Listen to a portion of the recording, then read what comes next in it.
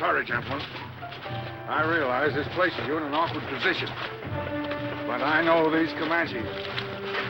Particularly, I know Chief Santander. If he's made up his mind to fight, he's going to fight. That's all there is to it. We were sent here to talk peace with the Indians. Well, what are we to say to the president? I cannot take the responsibility of permitting you to go any farther into Indian country. But, Colonel, our instructions from the president clearly state that you're to provide us with an army escort. An escort? Do you see that bridge over there? The first one. My entire force couldn't move a mile beyond that without a pitched battle. I don't think you'd be of much use to the president without your scouts. Turn out the guard! Turn out the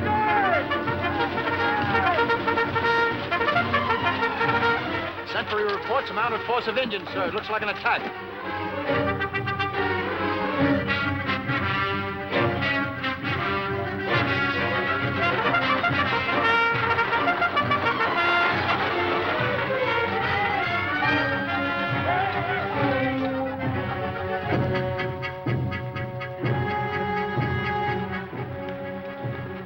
Those two, in front. They look like white men.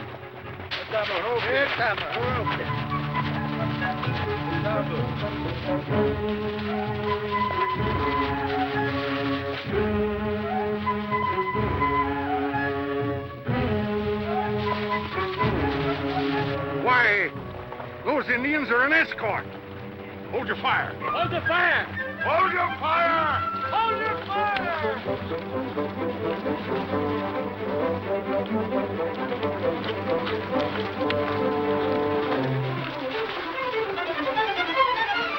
Howdy, Colonel. What's the meaning of this, Slocum? Your name's going to turn the whole army out for us, son. Meet Colonel Grimes. What do you do, Colonel? Who are you? Well, my name is Stanley. I'm a reporter for the New York Herald. Newspaper man? Didn't you know better than to take this civilian into Indian territory? Well, I tried to talk him out of it, but he's so dead set on seeing the old chief, why, I just... Chief Santander? Yep. You mean to say you saw Chief Santander? I'm sorry, I can't tell you that. Come on, Jeff. We've got to get to the railroad and telegraph our story back to New York. Just a moment, Mr. Stanley. This is field headquarters for the United States Army. These two gentlemen are the President's peace commissioners. You'll oblige me by answering their questions. Sorry, Colonel, I can't do that. You can't or you won't. Well, if you want to put it that way, Colonel, I won't. Suppose I place you under arrest. Maybe that will change your mind. You won't arrest me, Colonel. I know my rights. My paper sent me to get a story, and I got it. Until it appears in print, it's the exclusive property of my boss, James Gordon Bennett. The President's going to hear about this. He'll hear about it when everybody else does, when he reads it in the New York Herald. Come on, Jeff. Coming, son. Good day, Colonel.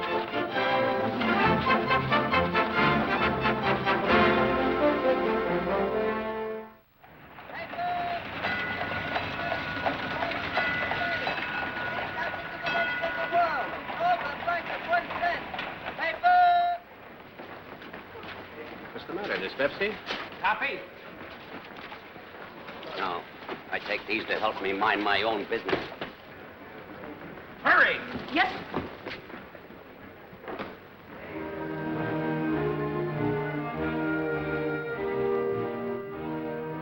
Just a moment, gentlemen. I've listened to you with patience. Now, apparently you don't like the way I run my paper, but it's my paper, and that's the way I intend to run it. I intend to feature in the Herald first-hand, up-to-the-minute news of sensational events.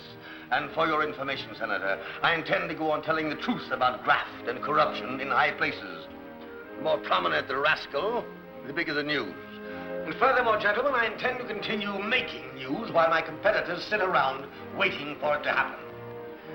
Now, suppose you get down to the business that brought you here. You came to buy me out, didn't you? Well, that is more or less what we plan to discuss with you. Now, if you'll let us know your lowest price for the Herald. 1 cent daily, 5 cents on Sundays. What is it, Albert? Mr. Stanley is here, sir. Well, show him in. Ben is waiting for you. Hello, Stanley. That was a great story. Thanks, Jim. Thanks. Welcome back. Bennett's waiting to pin a leather medal on you. Was any of it true? Why, you know me better than that. Excuse me, Jeff. I made it up out of my own little head. Glad to see you. Hello, Mr. Stanley. Hello, Billy. Well, how are you? Say, were those real Indians? Why, the realest Indians you ever saw. Billy, I want you to meet Jeff Slocum, the best Indian scout in the whole Wyoming Territory. Howdy, Bub. Keep an eye on him for me, will you? But don't believe everything he tells you. Yes, sir. As a matter of fact, Billy, don't believe anything he tells you. Glad you're back, Mr. Stanley. How are you, Albert? Mr. Bennett's ready for you. Stanley, How are you, Mr. Bennett? glad to see you. Thanks. Sit down. Another delegation from Boss Tweed still trying to buy me out. How about letting me do a series on Tweed and that gang of grafters sometime? I'm under the heading of amusement. Good job you did in Wyoming. Great story. Beat the town with it. Beat the whole country. See, how does it happen this man Slocum is still on your expense account? But he took care of me like a baby for 4 months. I promised him a trip to New York if we came out with our hair still where it should be. It's on you. All right, all right. I'm glad you're still alive. Me too. Have a cigar. Thanks. Stanley, what do you know about Livingstone? Livingston? You mean the new bartender over at Joe's? No. I mean Dr. Livingstone, the missionary, the explorer. Oh, Dr. Livingston. Oh. Well, now, if you'd read a good newspaper once in a while, like the London Globe. Read that. Just come over the Atlantic cable. The London Globe's expedition to Africa to find Dr. Livingston has just returned to Zanzibar from the African interior. Mr. Gareth Tice, leader of the expedition and son of the publisher, is prostrated with a tropical fever. The expedition, however, reports it has obtained positive proof that Dr. Livingston is dead. Well, I guess that settles the old boy. If I can prove that Tice is wrong about Dr. Livingstone, I'll make him the laughing stock of every newspaper office from Park Road to Fleet Street. Now get ready. You're going to Africa. What?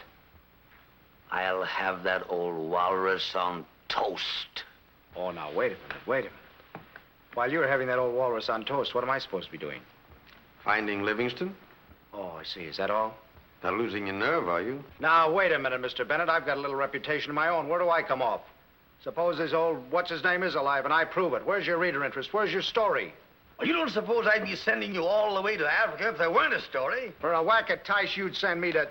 And you know it. No. Forget about Tice. He means nothing to me. It's the story I'm interested in. Well, where is it? How many people ever heard of Livingston? A great many more than you think. Christians who believe in spreading the word of God among the heathen. Enemies of slavery who know of the magnificent fight the doctor's making against the slave traders. How many of those people read the Herald? And all the millions, the plain, common, everyday people who derive excitement from reading of the adventures of the heroic figures in the dark places of the earth. There's your reader interest, Stanley. Dr. Livingstone's a great adventurer. One of the greatest. Come here, I'll show you something. The dark continent, mystery, heat, fever, cannibals, a vast jungle in which you could lose half of America. A land which even the greatest conquerors never dared penetrate. Alexander, Caesar, the pharaohs of Egypt, none of them unchanged, untouched since the dawn of history. And somewhere in there, a grand old man, a man of God, who's given his life to spreading light in its darkness. There's your story. A real story. But you don't think so. And besides, it would be extremely dangerous. So perhaps we'd better just forget about it. Let's see. You said you want to do a series on Boss Tweed. Harper's Weekly has a young artist named Thomas Nast who's been doing some sensational cartoons on the Tweed ring. Better have a talk with him. Where was he heard of last? Oh, Tweed? Livingston. Oh, somewhere in the Tanganyika district. You'll find Nast up at Harper's. How long would it take to get there and back? The Harper's? Tanganyika. Oh, a year or two, maybe 3. Just overnight. And you think it would make a great story? I mean, finding Livingston. The greatest story in the history of journalism. If you get it. I'll go. The steamer Great Eastern sails for London on Saturday. I've already reserved passage for you. Draw $5,000 now, and when that's gone, draw another 5, and that's gone, draw another, and another, and another. But find Livingston. Suppose Tice is right and Livingston is dead. Well, then there's no story. I think there is. I'll bring him back in alcohol for Barnum's new museum on 14th Street.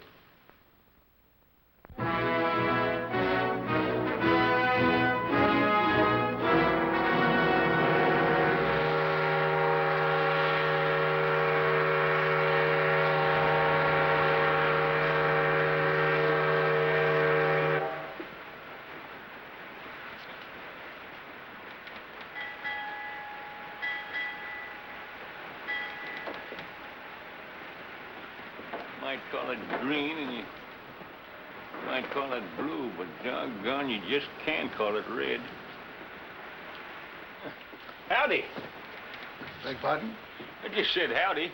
Oh, how do you do? Is it all as that color? What color? Well, it ain't red. As a matter of fact, it isn't. I ain't seen you before. When did you get on board? I came aboard last night at Suez. Yeah. You live in this part of the country? Beg pardon? I say, do you live down in this part of the country? No, my home is in London. London, huh? That's where those Englishmen come from, ain't it? Quite so. Hello there, son. Where you been? Say, I want to introduce you to my young friend, Mr. Stanley. This is Mr. I didn't quite catch your name, partner. Tice, how do you do? Did he say Tice? What I thought he said. Jeff, if Mr. Tice is who I think he is, Bennett's going to raise your salary.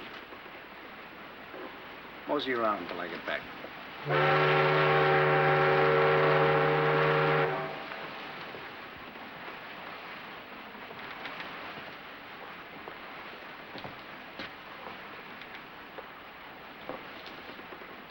Beautiful weather, isn't it? Yes, yes, delightful. A little hot. Yes, quite sultry. Is that the London Globe? Well, do you mind if I look at this? No, of course not. Thank you. I'm lost without my Globe. Oh, you read the Globe, do you? Religiously. Rather a good paper, don't you think? Finest in the world of its kind. But you're an American, aren't you? Yes. Quite a large percentage of Americans read. Really? You don't say so. I guess you don't remember me. Stanley? Henry M. Stanley? Yes, we've just met. I'm the publisher of the Globe, you know. Oh, really? Well, you certainly can be proud of it. Well, thank you, thank you. Won't you sit down, Mr. Yes, Stanley? thanks. This expedition of yours to find Dr. Livingstone, few publishers would have had the courage or the editorial shrewdness to attempt it. Yes, well, we tried to be progressive and alert. My son, you know, led the expedition. He's been desperately ill with fever ever since, poor lad. Oh, that's too bad, sir. I'm on my way to Zanzibar now to bring him home. At least his illness wasn't in vain, since he solved the mystery of Dr. Livingstone's disappearance. Oh, then your son did find him? Well, virtually. Of course, if we're inclined to split hairs, he didn't actually find the grave, but he did interview people who were present at his death. You mean he took their word for it that they were present at Livingstone's death? Yes, why do you ask? Well, I was wondering if there was any more evidence of his death than had already appeared in the Globe. It's not our policy, sir, to withhold news from the public. The Globe prints all the facts and nothing but the facts. Even when they're only rumors? Rumors? What do you mean, rumors? Well, I mean that evidence like that would hardly hold in a court of law. Are you a lawyer? No, I'm a newspaper man. A newspaper man? Yes, sir. I'm a reporter for the New York Herald. For Bennett? That sensation monger with his pushing Yankee rag? Would you mind telling me, sir, what you are doing here on your way to Zanzibar? No, Mr. Bennett has sent me to try to find Livingstone. Lord Tice. Yes? You forgot your paper.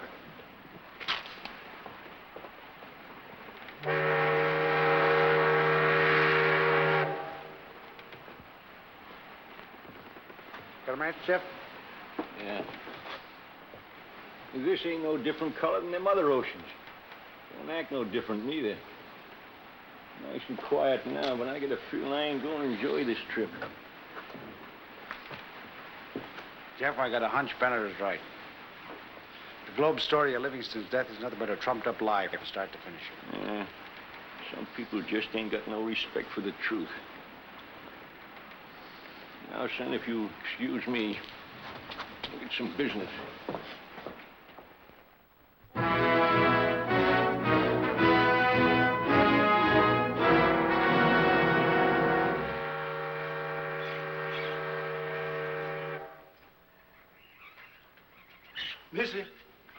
Missy? Missy? Missy? Yes, what is it? Big ship, she come. We'll send a carriage to the dock immediately. Yes, Missy.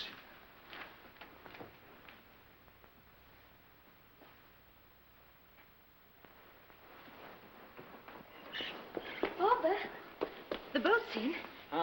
Splendid, splendid. Oh, you're such a sight. Darling, do be a dear and change your clothes and be brushed up when Lord Tice gets here. Who, my dear? Lord Tice. We're expecting him, aren't we? Yes, and you must make a good appearance. After all, while the consul's away, you're the representative of Her Majesty's government here. Yes, my dear. To be sure I am. I'll wear my uniform. Well, Father, your uniform was appropriate when you were in China. But I've had your other suit all washed and ironed, and well, it will be so much better. Yes, my dear, you're right. Quite right. All right, now. Come along, and please hurry. The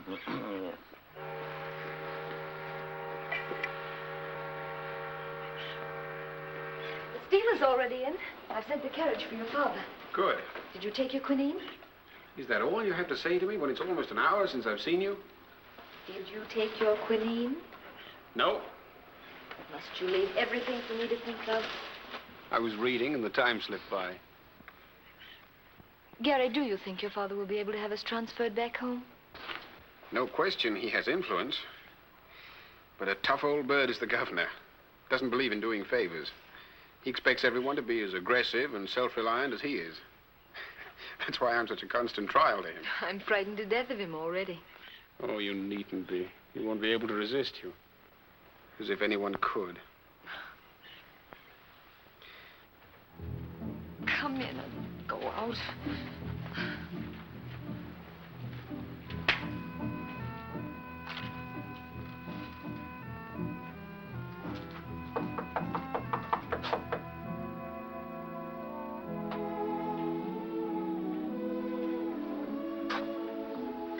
Yes? I beg your pardon, is this Mr. Kingsley's house? Yes. I have some business with him. Are you Mrs. Kingsley? Miss Kingsley. My name is Stanley. I'm a reporter on the New York Herald. I see. Mr. Stanley, could you possibly come tomorrow instead? Oh, I could possibly, but I would like to see him tonight. We're dining in a very few minutes. I envy you. We have guests that... Excuse me. Oh, there you are. Will you please help me tie this tie here? Father, you promised you'd wear your white suit. Oh, yes, of course I... Well, good night, Miss Kingsley. I'm sorry if I just... There's someone at our door. Well, how do you do? How do you do, sir?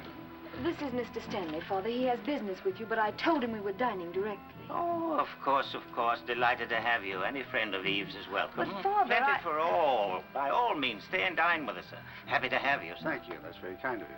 If you wish to stay, Mr. Stanley, you're welcome. Thank you. Did you remember to open the wine? The wine? Oh, yes, of course. I'll see to it at once. You'll make Mr. Sidney at home, won't you? Perhaps you'd better come and meet the other guests. Thank you. I want you to get out of this abominable climate just as soon as possible. Lord Tice. This is Mr. Stanley, Lord Tice. Yes, I've already had the pleasure of meeting Mr. Stanley. Yes. And Mr. Tice, Mr. Stanley. How do you do? Lord Tice and I had a very interesting chat on the boat coming down.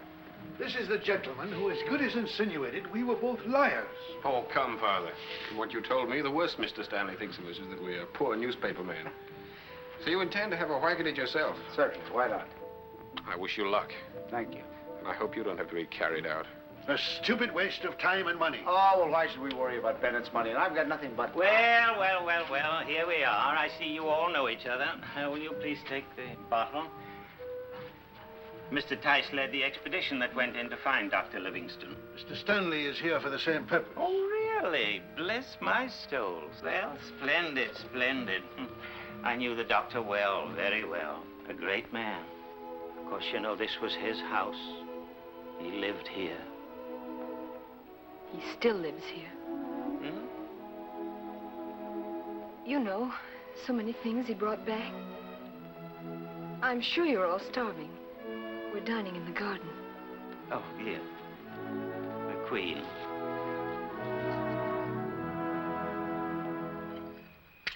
Tice, you're not eating your pawpaw. Can I get you something else? No, thank you. Pawpaw is delicious. Mr. Stanley, may I inquire where the idea originated for this wild goose chase of yours into Africa? It was Bennett's idea. I think he got it from the London Globe. I thought so. I knew it. Another of his cheap Yankee tricks. The man who finds Dr. Livingstone will be doing a great service to the world. I'm glad to hear you say that, Mr. Kingsley, because I need your help. I'd like to get a pass to the island of Pemba, and I understand while the consul is away, you're the only man who can give me one. They say Pemba is unhealthy for white men. Well, I'll have to take my chances on that. How about it, Mr. Kingsley? Yeah? What? The pass. The pass? To Pemba. Oh, yes, by all means. I shall be happy to provide you with a pass. May I remind you... You'll forgive me for intruding, Mr. Kingsley, but it seems to me you're taking on yourself an extremely grave responsibility.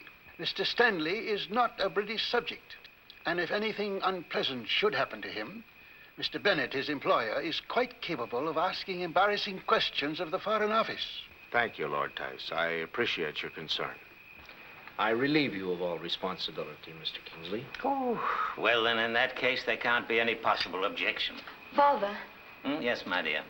Mr. Stanley is a newcomer here. He knows nothing of Pemba or its dangers. If anything were to happen to him, you would still be responsible. Oh, yes. There's something in what you say, my dear. I think this is a matter for the consul himself to decide. But Mr. Kingsley... No, my boy. Eve's right. When the consul returns, I'll put in a good word for you.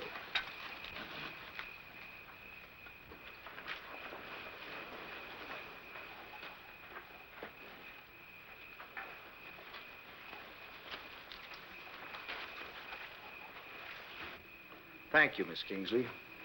It was very nice of you to take in a poor, forlorn stranger and treat him so gently. My respects to your father and your guests. I will just go out this way. Thank you again for your help. That pass meant a great deal to me. Good night.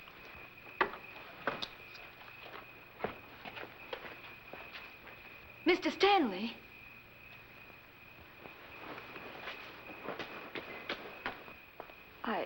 I'm sorry if I've ruined your plans. You seem to have plans of your own, Miss Kingsley. I had to do it to please Lord Tice. It's desperately urgent about my father. What's your father got to do with it? Well, I've simply got to get him back to England. Why? Well, you've seen him. You've talked with him. You know how he is. I don't see anything unusual for a man of his age. Of his age? He's barely 50. Africa has done this to him. It's killing him just as it killed my mother. And the cruel, pitiful thing about it is he still thinks he loves the place. He doesn't want to leave it. It's in his blood, just as it was with Livingstone and all the rest of them. That's what I meant when I said Livingstone still lives here. There's never a moment when his shadow isn't over this house. Oh, I know what he's done is fine and humanitarian, but everybody can't follow in his footsteps. And look at Father. It's only made him sick and bewildered and unhappy. I must get him away before it's too late. I'm sorry. I didn't know how things were. I wouldn't have butted in. Don't worry about the pass. I'll get along without it. Good night.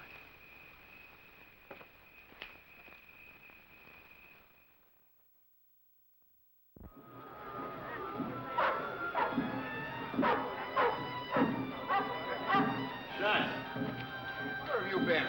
I've outfitted everything from a jackass to a wagon train, but I never had no such trouble as I have with these here Zanzibaris. Sow belly and flapjacks don't mean nothing in their lives. All right, Skipper, shove off. Mr. Stanley. Wait a minute. Are you completely out of your mind? Maybe. Why? You're going to Pemba without a pass.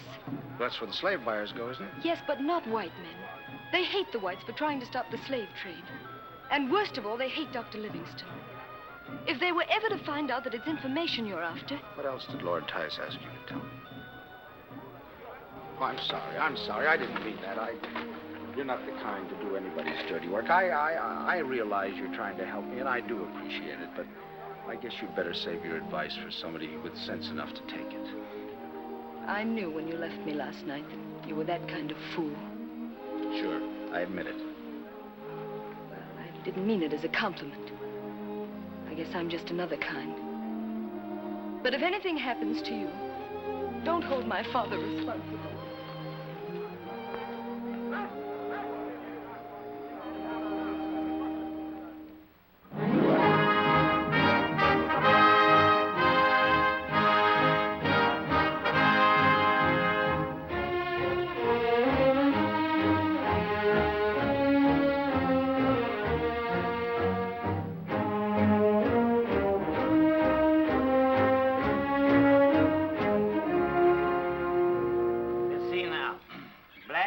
For Ugogo, egg beads for Uguha, but they're not worth anything in Ufipa. They like white beads there.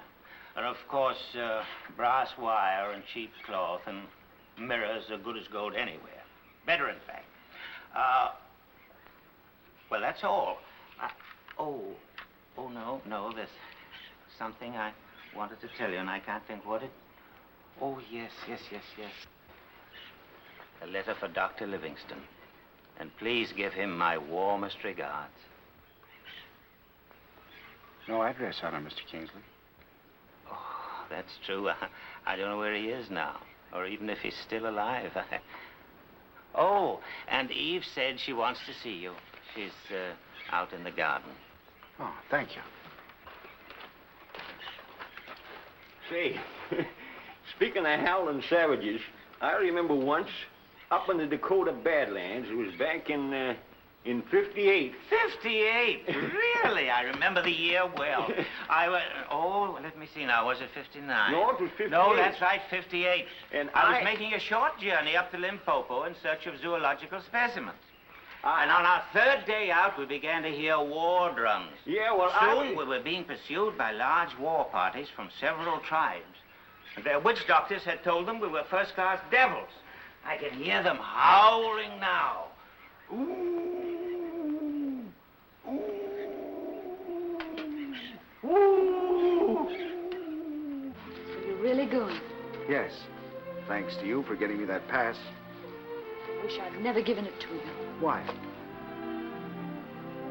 Because I don't want the credit for what's going to happen to you. Nothing's going to happen to me. You don't realize what's ahead of you. Do you want to come back like all the others? Broken, old before your time, shattered by something that's far too big for any of us to conquer. Do you think you can fight Africa alone and win?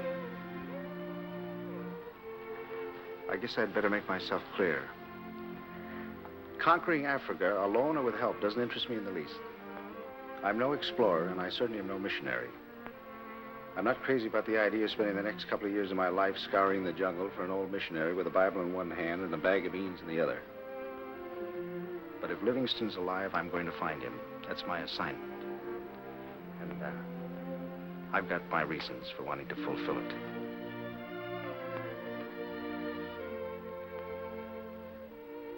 It is nice to know that you care what happens to me.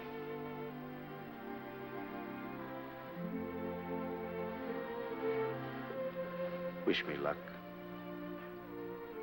Oh, I do with all my heart. I won't forget that.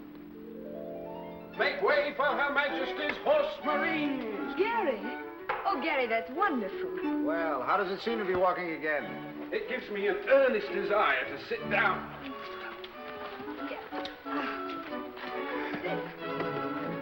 Oh, God, thank you. So you're really going, eh? You should have heard the governor rave when he learned you're about ready to start. He thinks you're trying to blast the foundations of British journalism. No, I'd as soon think of blowing up Westminster Abbey. Oh, you needn't explain to me. I'm not a journalist. And I've already proved that I'm not an explorer. When I was at school in Switzerland, I climbed the Matterhorn to win a 5-pound bet, which gave my father the brilliant idea that I was just the man to scour the wilds of Africa for Dr. Livingstone. When are you leaving? Tomorrow morning from the mainland. I wish you luck. I guess this is goodbye. I'll write to you. Where you're going, old man, you'll find quite a scarcity of post offices. All right, I'll deliver the letters personally when I come back. Oh, I see. Well, if she isn't here, I suggest you try London. All right, I will. I hope everything turns out the way you want it for your father. Bye. And by that time, there were only 10 of us left. And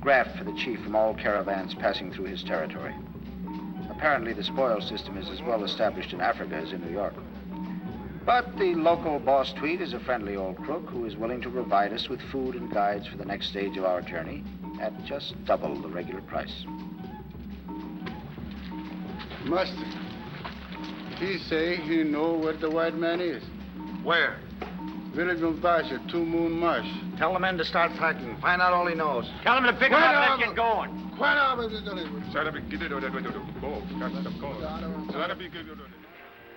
We have been making rapid progress for the last few marches, gaining new strength through the belief that our search is nearing its end.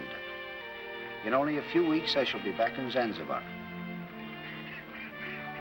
I wonder if Miss Kingsley would be surprised to see me. I wish she were here.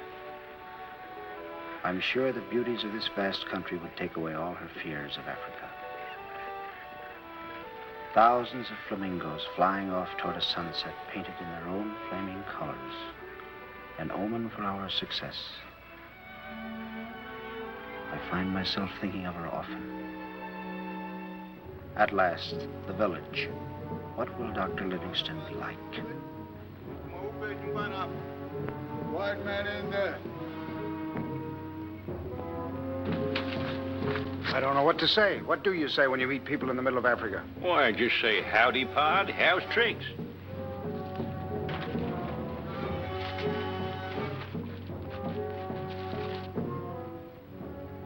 Yami, Panini. He's not white man, he's albino. Let's get out of here. You mean he's a black white man? No, he's a white black man.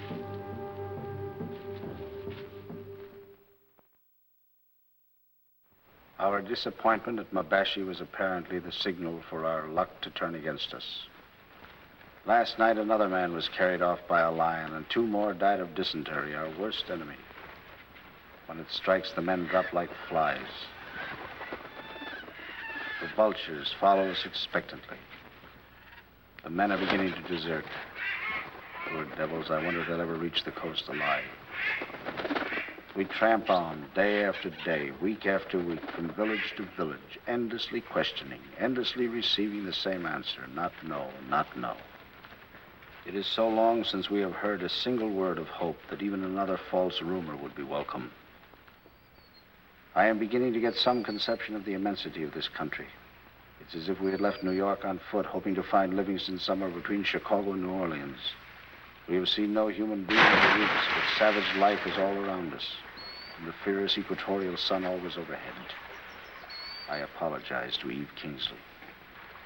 I thought she was wrong, but she wasn't. I wonder why she was so anxious to help me. Me, a stranger who was never anything but a nuisance to her. She tried to save me from this. I wonder why. Maybe it was only because she knew that white men don't belong in this country. Livingstone must be crazy, if he is alive, and that I am beginning to doubt. But I must never confess my doubt. I don't want the men to know that I am becoming discouraged. They call me Beulah Matari, which means breaker of the path. I will not betray their confidence in me. Today we saw our first human beings in over 3 months.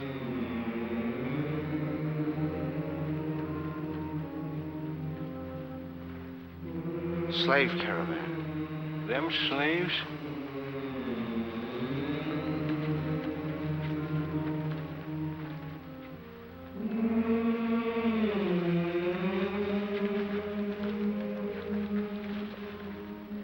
You and Hassan stay with the men. Yes, master.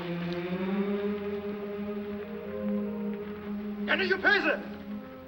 Anguka! Neda! Upesi, upesi!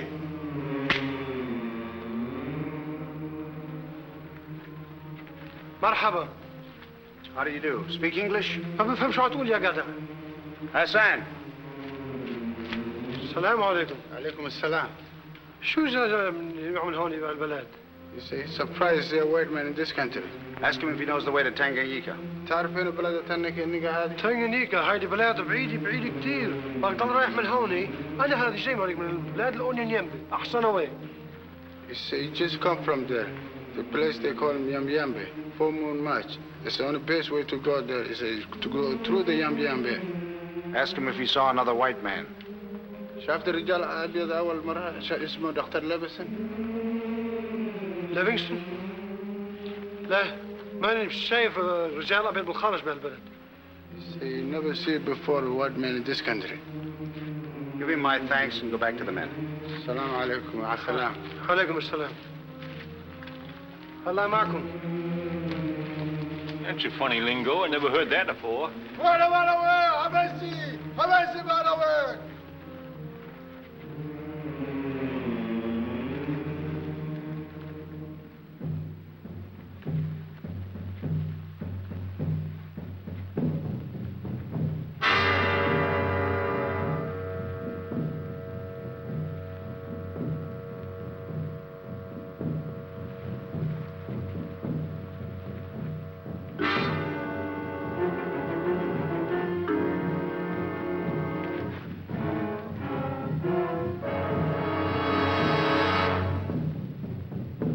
War drums. What they got against us? Figure it out for yourself. That slavers' caravan passed through this country.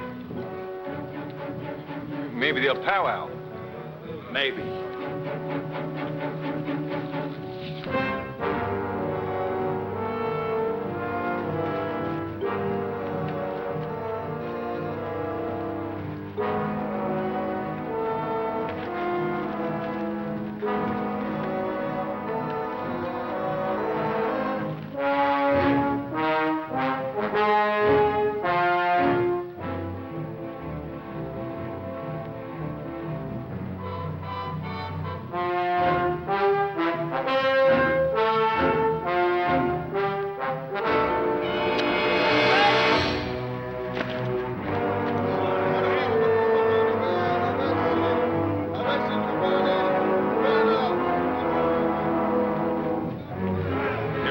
Somewhere. Let's take them up the far side.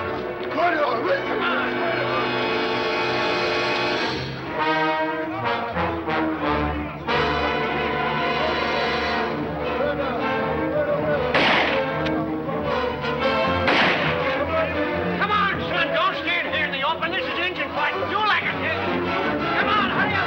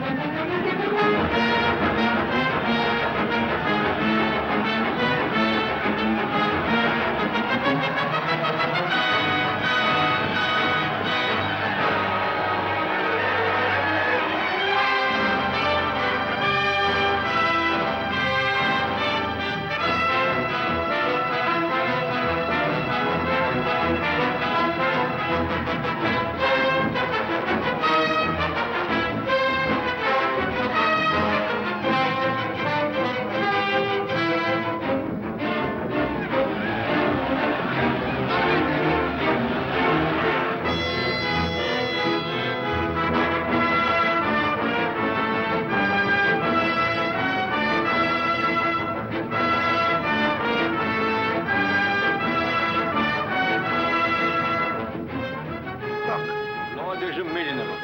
Hassan, Mummy! Move! Hurry! Come on, hurry!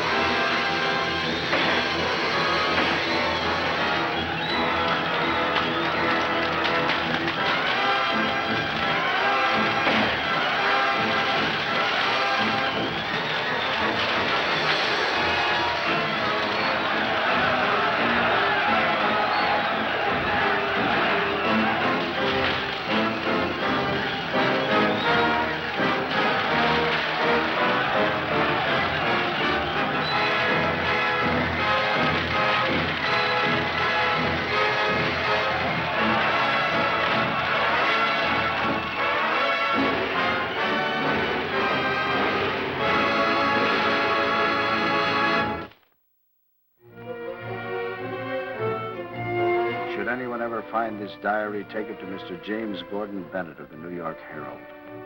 Tell him his story is written in the blood of the men I am leading to their deaths. And say to Eve Kingsley that there is a message in these pages for her alone to read. I never should have left her. Now it is too late, for I know that I shall never see her again. I can't go back. While I can walk, I am going on. And I will not leave Africa without Livingstone.